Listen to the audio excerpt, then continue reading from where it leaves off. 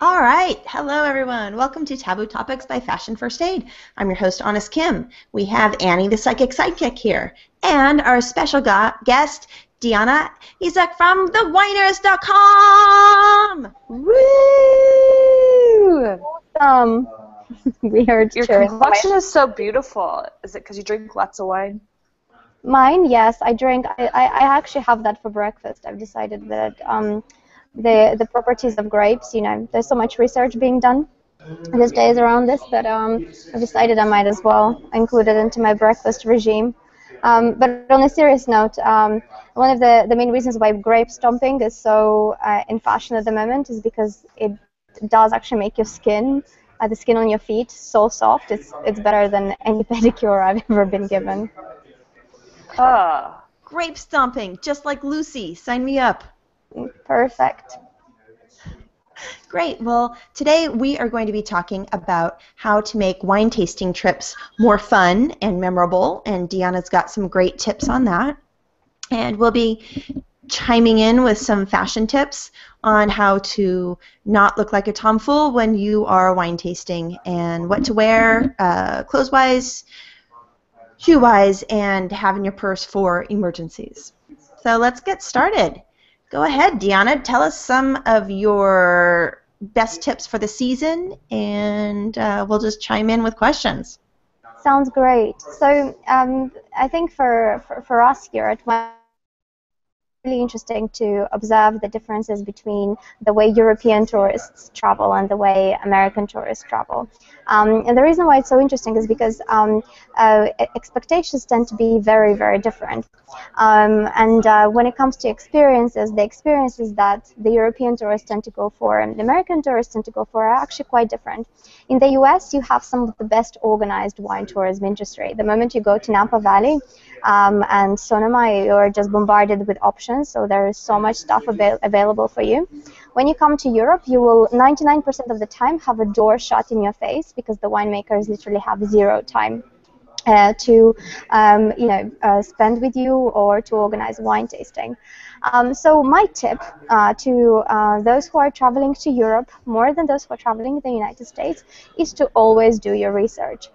You basically can't just turn up at the winery in France and expect that the winemaker is going to be excited to welcome you, because basically they will not. And the reason for that is very, very simple. Winemakers tend to be very, very busy people. They like to make wine, but they very, very rarely actually like to speak to people unless they are 100% sure that they're going to buy the wine. Well, think about it. Look, like that's with us too. What if someone just rocks up your office and they're like, hey, I'm so excited about Fashion First Aid, Kim. Show me your fart pads. And you're like, I have a call in 5 minutes, and who are you? And wait, what? What are you doing here? No, I think that's spot on, and I think that perception and that mentality needs to change. It's very much like the Disneyland mentality of turn up and expect immaculate service. I think when you come to a winery, you need to always expect to drink good wine. And you obviously always expect to have that kind of off the beaten path experience, that really, really unique experience where you meet passionate people and drink, fantastic wine. But you definitely can't expect to just turn up. So doing your research, whether you want to do it as part of an organized tour or as part of an independent self-drive tour, is very, very important. I think the second thing is to avoid bus tours at all costs. Basically, do not get on a bus. If somebody's tempting you, twisting your arm, insisting that you do it, just run in the opposite direction, because it's a really bad idea.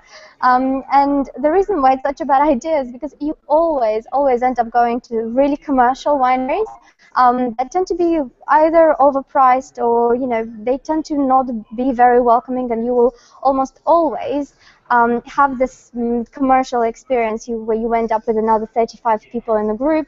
You get about this much wine. You pay quite a bit for it, and you end up leaving the room really deflated and annoyed, and very, very likely to never buy wine from that winery again. What if you hire your own bus, kind of like what we did in Healdsburg? Well, that was a very posh bus. Is that okay? Or are you saying like a bus that has like 45 people and you don't know anyone? Yeah, I think a bus that, you know, if you're organizing a mini bus trip that's similar did in California, obviously that's super different because we knew exactly where we wanted to go, so we actually selected the wineries that we were going to in advance and we booked those trips. So what we ultimately paid for is transportation, you know, separately.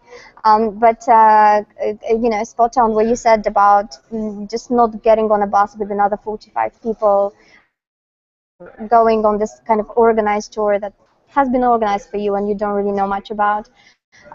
Bus tours also tend to be quite boring because they're quite regimented. So you go from point A to B, and you have very limited time in terms of where, you know, how much time you can spend there. And if you can remember, again in California, you know, we had so much leeway. We were just, you know, making havoc really and going at our own puppies and adopting them and, you know, doing all sorts of things at our own leisure. Big boat chain match? Exactly. You basically can't do that, unfortunately, when you get on a kind of that tour. Great.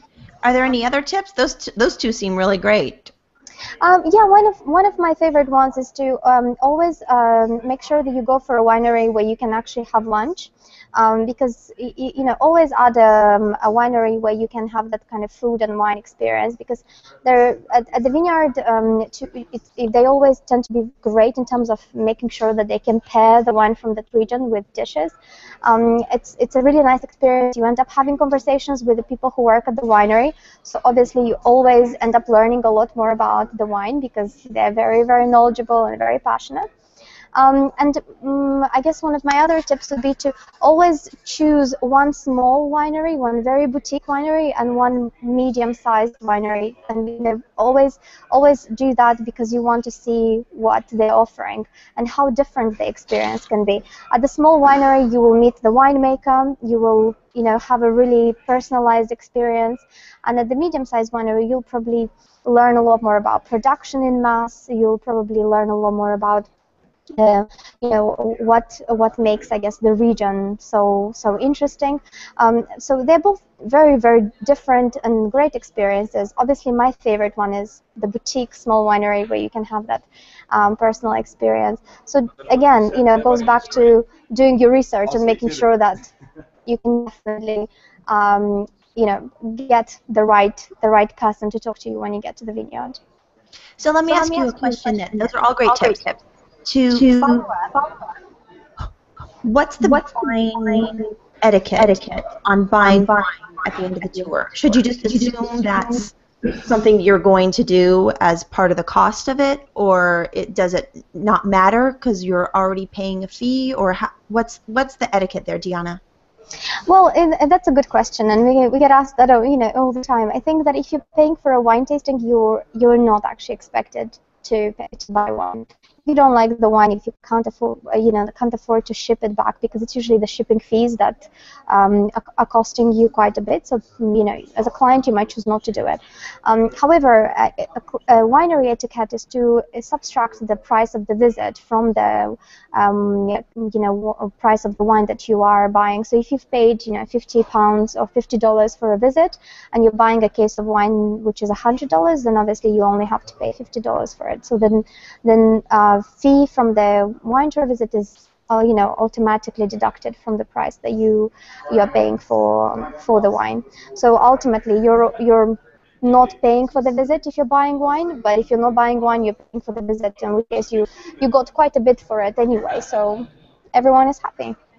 Ah, okay, that's good to know, or good to ask at least, because I think some wineries probably do it a little differently, so that's good to know. And I think that the other thing is, don't ever assume that it's okay to just get completely hammered at the winery. I think if you do want to do it, preferably to not neck the wine glasses one after another whilst the wine tasting is taking place. But once you're done with the wine visit, then it's definitely okay to do it. One of the things that our winemakers tend to mention a lot of the time is that during the wine tour, a lot of people just end up necking glasses of wine and drinking as much as possible. Wineries tend to be really okay at just leaving you to your business so that you can enjoy it and take the time to get hammered afterwards. But basically, it's always nice to just, I think, to some extent, be respectful towards the person who's doing the tour, because they're really passionate and does their job, and they really want you to love the wine. So the least you can do is pretend, or warn them and tell them that you're not interested in any of that stuff, and then you can just get on with the drinking. Oh, that's a good idea. That's waste fair. their time. In other words, just say, hey, look, it's all fine and good. I don't care about the undertones. Just let me drink. Yeah. Exactly, and that's fine. You just need to tell them about it, because if you're not interested in barrels and all that stuff, that's perfectly okay. Some people are more nerdy than others, and they want to know. Some just literally don't care. So my advice is to warn them about it, and it'll save you a lot of time. That makes sense. I just always feel bad for the leftover wine. You feel bad for it? Like you cry at night when there's leftover wine? I'm like, poor wine, they're just throwing it away. But have you tried taking it with you? We always take it with us. Oh, really? Mm-hmm. You just ask. If you don't ask, you won't get. Oh, I'm going to ask. Like, I would never think to be like, hey, can I take this to go? Thanks. Why not? It's going to be wasted anyway. You can just enjoy it with some nice dinner later, or on the bus, minibus. You could just bring your own bucket, right, Annie? And you could just dump all the leftover wine into it, like as Paul described, gross. Wine bouquet. Like a cocktail. Just don't pour the spittoon into it. Oh, that'd be so gross. That'd be so gross. Well, after all those great tips, so some of them actually, I think, go with fashion tips, right? So if you're going to do your research and you want to go to a nice winery, you want to show up looking presentable. You don't want to be wearing a NFL jersey and cut off jean shorts and rock up to a boutique winery and be like, hey, got any booze? Right? So the number one thing, I think, is looking presentable. And looking at the weather beforehand. We all have the app on our phone, and making sure that you are dressed appropriately for the weather, and that you are dressed nice enough to go to an event at someone's business or house, right? Yep. Yeah. Kim, you would cringe. My dad had shoulder surgery, and he was like antsy to get out of the house because he's been home for 3 weeks, but still incapacitated. And so we planned a Mother's Day wine tasting trip with my mom, and so the three of us were going. And my dad's like, I want to go. He looked like a little boy, so we're like, all right, fine, come. But he could only wear certain clothes because of his arm. So he was definitely dressed inappropriately. I was just like, you're really going to come like this? He's like, I don't feel good and I want to go. He's in his robe and slippers. He was in sweatpants. I'm brilliant. What about heels? His shoulder. What? What does sweatpants have to do with his shoulder? Oh, because he couldn't get, because of his shoulder, he can't get his regular pants down because he only has use of one hand. So he has to wear, elastic bands. The only elastic band pants he had was sweatpants. That's a whole nother discussion. So I heard Diana say, what about heels? Yes. I think you need to think where you're going. If you've never been to the winery before, which most of us kind of tend to go to wineries we haven't been to before, you have to assume that there's going to be cobblestones. You have to assume that there's going to be grass. You have to uneven surfaces. You're going to have to assume that your heels will either get mangled, will cause you to fall, or there's going to be some drama with them getting on and off, in and out of your transportation when you've had something to drink. So my idea is to wear some really pretty low heels if you need heels, but wedges are better, or not the super skinny heels. Yeah, wedges, because just think of all the different places you visit, and it's like if you go on the tour, then you have like those metal grates sometimes you have to walk over to like see everything. Like I can just picture a heel getting destroyed. Yeah, it's better for you and your heels to kind of leave the stilettos behind and go with a lower or a bike. And a lot of people do bike riding, you know, depending on where you go. You need to also watch out for what shoes you can wear on a bike or long flowy dresses. If you know you're not going to be bike riding, that's okay. But if you know you might be somewhere, and also the weather changes, especially in Napa and Sonoma, you know, you could have these really hot days, and then it really cools down at night. So you want to think about how long you're going to be out and temperature changes, and make sure you bring a wrap or sweater in case of that. Also, you want to think for the shoes, there could be mud puddles, or it could just be wet in certain areas. So that's another danger with heels. Mm-hmm. Another thing I really like, I think is a good wine, and it looks really pretty in pictures, are scarves. So if you have a scarf, I think it looks so pretty, and especially if you are riding a bike, the flowiness in the air. And also, if it does get inclement, you could always wrap it over your head, or you know, you could use it as a wrapper on your shoulders. So I think a scarf is kind of a good wine fashion accessory. Agreed. I always carry one just because it gets really cold in the cellars, so you end up freezing. So that's a really, really great tip. And other things that's good to have in your purse is if you are deciding to take the extras with you and to forego the information for the extra drinking, you might end up with some fashion emergencies more often than not. Or if you decide to have a wrestling match after your bocce match, there might be some breakage involved. So you should always have some double-sided tape with you. It doesn't take up much space in your purse. And possibly some if you have room, the attaché is great because it could just fix your clothes and fix your hems, which if you are a group, someone's going to rip something. Definitely. And not in a good spot either. It's never in a good spot. Wait, who was it that ripped their crotch on the trip? Was it Yeah, Mike Stake? I was just thinking about that one. I think so. Yeah, Mike Stake hit the front of his crotch. On purpose? On No, accident? it was an accident. You never know. Really? You never know. I was just like, how did you rip it? Okay, and then we'll move on to the Douche of the Week award. Okay. All right, so Douche of the Week. Does anyone have nominations besides me? No, I think it's all you. Okay, so my nomination for Douche of the Week is, do you guys have Craigslist out there? Yeah. Okay. So, well, we know of it. We have an equivalent, but yeah, we know of it. okay, so we have Craigslist, and so a lot of times for concerts, if you can't use your ticket, you'll sell it on Craigslist. Well, lately there's been a lot of people selling fake tickets on Craigslist, and they do cash.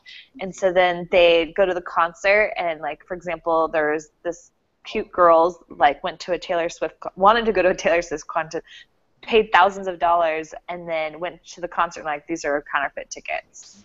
And they were so sad, and I think those guys that sold the tickets deserve to be douches of the week. Definitely. For sure. I mean, that's terrible. I mean, paying thousands of dollars to go to a Taylor Swift concert is also another category of its own.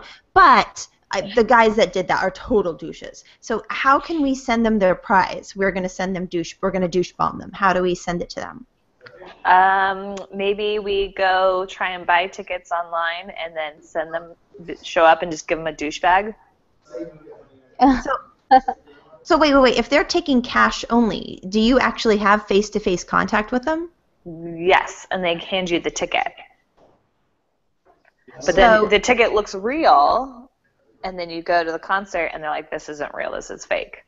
So do you think, okay, so if we did that, do you think what a good idea would be is to black bag them and put them in our trunk until we know if the ticket is good? Wow, well, that's called kidnapping, and that's illegal. So you're saying that's a bad idea? Bad idea. Oh, okay. It's not illegal in Eastern Europe, though, so provided you can ship them there. Oh, that's dangerous. For the UPS return label. It's cool. Okay, well, we'll work on our plan to get the douche bombs to the winners of the concert counterfeit ticket scam for the douche of the week. Sweet. But now is my favorite time of the podcast when we get Annie, the Psychic Sidekick's prediction. And I'm really excited because this week our friend Laura, who is one of our loyal viewers who we love, shout out to Laura, was telling us all about Sarah Winchester, who built the Winchester House, and how that whole giant, expensive 38-year construction project was because a psychic in Boston told her she had to build a house to, house the souls, or so the people who were killed by the Winchester rifles wouldn't haunt her or something. Whatever. So this was all because of a psychic. Just think, Annie, you could have that sort of influence over someone. Yeah. Oh, wait, this is a good one. There's lots of pregnant people in the future. That's my prediction. It's kind of annoying. The present? Both. Past, present. Well, you're prego. I feel like Laura's going to get pregnant by, like, January. Is that weird? Sorry, Laura. No pressure, Laura. No pressure, Laura. Laura, I think it's going to happen really quick for you. Like, I feel like she's going to be, like, one slip, and it's like, oh, I'm pregnant. So, sorry, that's my prediction. January, Laura.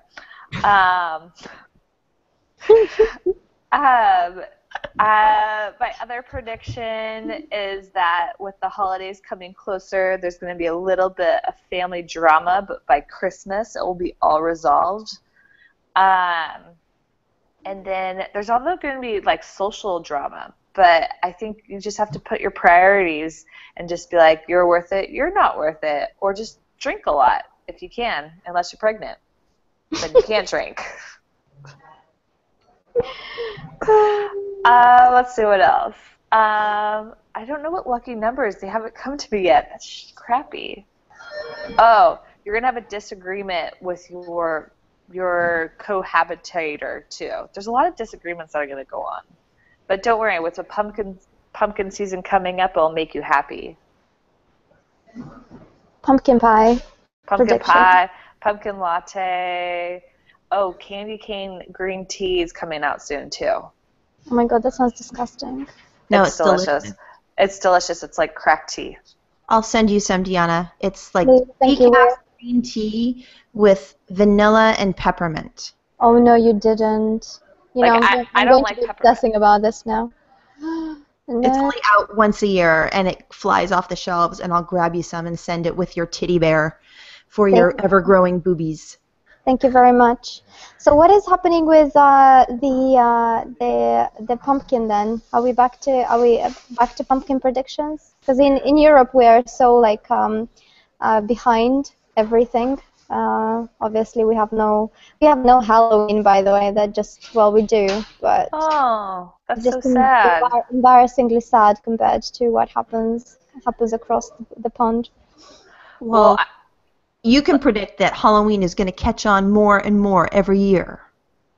That's amazing. Yes. Amazing. I'm going to hold you to that.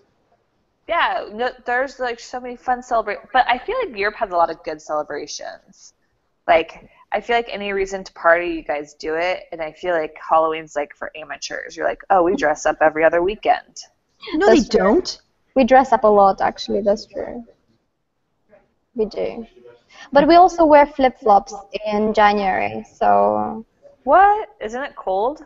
Yeah, but for some reason, the Brits in particular, they don't have a sense of seasons very much because it just rains all the time. So when like it's 22 degrees outside and it's raining, you just end up wearing a pair of boots, and then the next day you think, well, it's really warm, I'm just gonna wear sandals, and then it just doesn't work like that, because the next day it's about 10 degrees less than it was yesterday. So Oh, wow. it's pretty great. It's fantastic. We love it here. You guys should come visit. Move to California.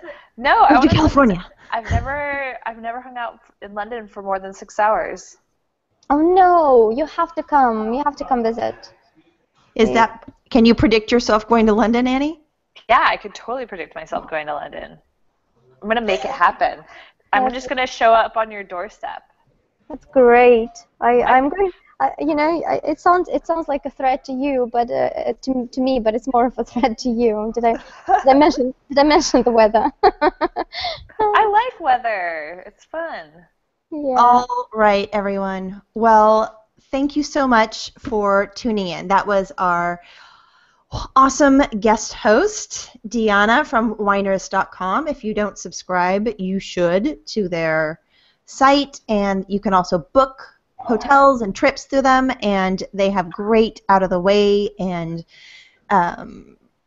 amazing tips and tours and everything. So if you haven't checked it out, please check it out. And thank you. Next week, we will be talking about white undergarments under white clothes and what, why, how, and where. And we'll also be having a birthday party for me. Woo! Party! That's great. Exciting times. So thanks for tuning in. Taboo Topics by Fashion First Aid. I'm your host, Honest Kim, here with Annie the Psychic Sidekick and our special guest, Diana from Winerist.com, signing out and saying see you next Tuesday. Bye. Bye.